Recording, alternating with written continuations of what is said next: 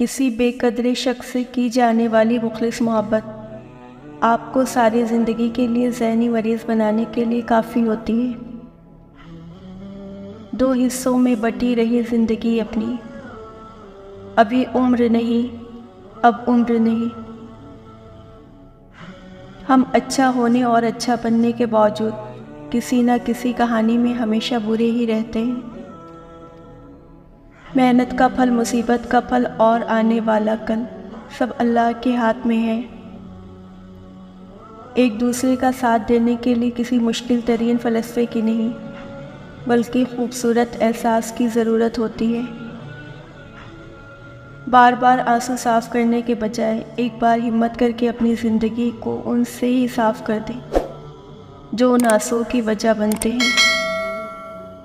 ایک اچھا استاد ایک چراغ کی طرح ہے جو دوسروں کو روشنی دینے کے لیے خود کو جلا دیتا ہے۔ محبتوں کی قیمتیں نہیں ہوا کرتی، نہ ہی بازاروں میں بکتی ہیں، بلکہ یہ بہت خاموشی سے پروان چڑھتی ہیں۔ جہاں من پسند روح ملے وہیں بیٹھ جاتی ہیں۔ درد مند بنے عقل مند تو بہت مل جاتے ہیں۔ اکتوبر کے جاتے دن، سردیوں کی شامیں، تیری یاد کی اذیت، بخار سے تپتا جسم،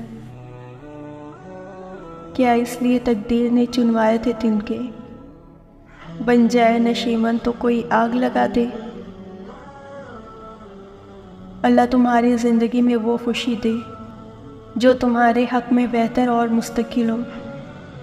کبھی کبھی جو لوگ ہمیں بیوقوف سمجھ رہے ہوتے ہیں، دراصل ہم ان کی ہوشیاری کو نظر انداز کر رہے ہوتے ہیں۔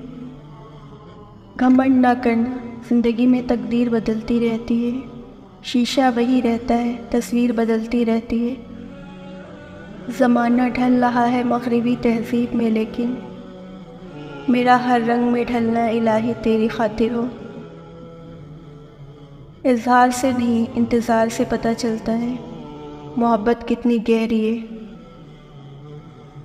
اچھی یادیں زندگی کا خوبصورت سرمایہ ہوتی ہیں۔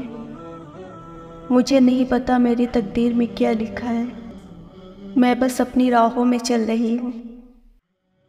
انا اور تعلق کی جنگ میں جس کا تعلق جیت جائے وہ محبت پر راج کرتا ہے، اور جس کی انا جیت جائے وہ وقت پر۔